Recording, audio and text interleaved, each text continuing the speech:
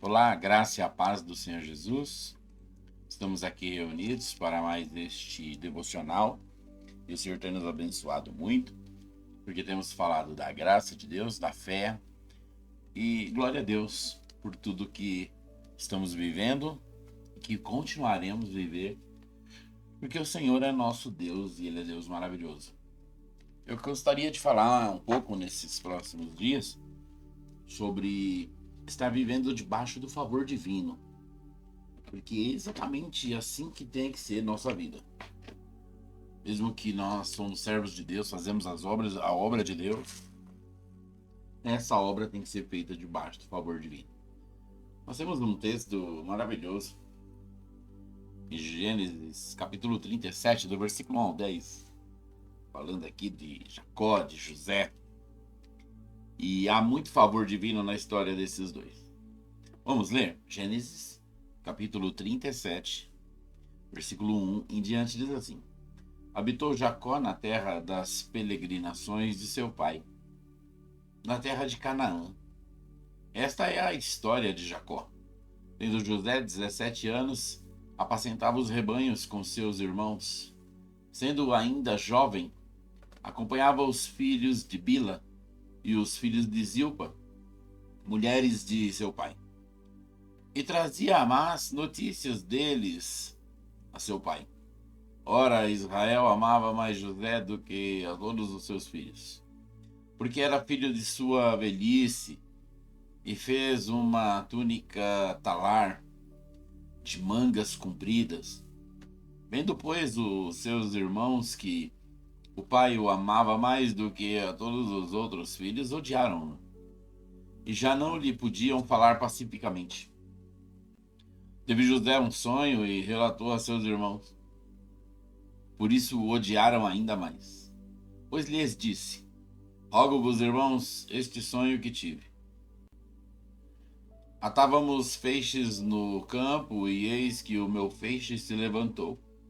Ficou em pé, e os vossos feixes rodeavam e inclinavam perante o meu. Então lhe disse seus irmãos: Reinarás com efeito sobre nós? E sobre nós dominarás realmente? E com isso, tanto mais o odiavam, por causa dos seus sonhos e de suas palavras. Teve ainda um outro sonho e o referiu a seus irmãos, dizendo: Sonhei também que o sol e a lua e as 11 estrelas se inclinavam perante mim. Contando a seu pai e a seus irmãos, repreendeu o pai e lhe disse: Que sonho é este que tiveste? Acaso viremos eu, tua mãe e teus irmãos a inclinar perante ti em terra? Veja que José podia não ter contado esse sonho, mas fazia parte do plano de Deus, e ele teve um sonho muito real. Mas pela graça superabundante do Senhor, indubitavelmente, como igreja, nós estamos debaixo do favor de nosso Pai Celestial.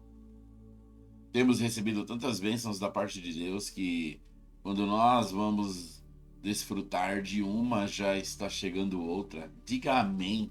Isso não pode estar acontecendo na sua vida? Vai acontecer. Realmente o nosso coração é muito grato a Deus por tudo que Ele tem feito.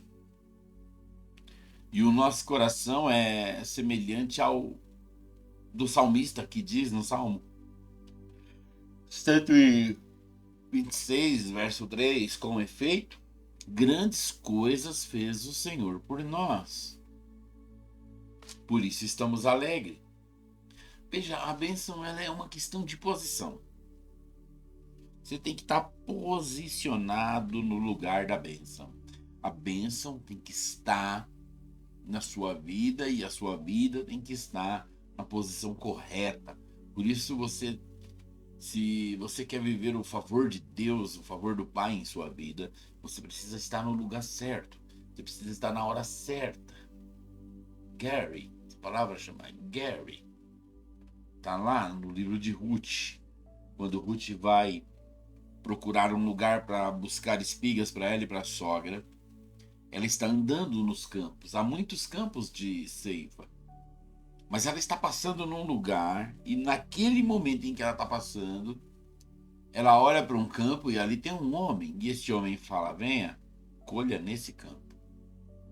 Aquele homem era o Espírito Santo. É um servo de Deus, é um servo sem nome. Estava fazendo sua obra para abençoar Ruth. O Senhor tem colocado seus servos. O Espírito Santo está diante de nós. Por isso ele está colocando-nos no caminho certo. Então, qual é a posição da bênção? A posição da bênção é estar esperando de Deus. Porque se você está esperando de Deus, Deus vai te dar. Então, a bênção, ela vai vir sobre a nossa vida. Mas nem sempre a bênção vai ser um estado de bem-estar contínuo. Aquelas coisas boas, maravilhosas, a vida toda. Haverá dias que Deus vai dar sobre nós a sua bênção, mas vai ter ausência de bem-estar, vai ter pressão. Mas o Senhor vai estar lá. O Senhor Jesus, em uma das suas mais lindas exposição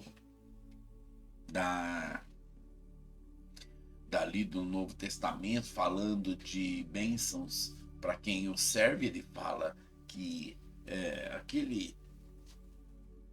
aquele jovem rico, ele chega no Senhor e fala: bom mestre, o que eu tenho que fazer para ter a vida eterna? E o Senhor fala para ele: os mandamentos de Moisés. E ele fala: tenho cumprido tudo. Aí o Senhor fala para ele: falta só uma coisa para você.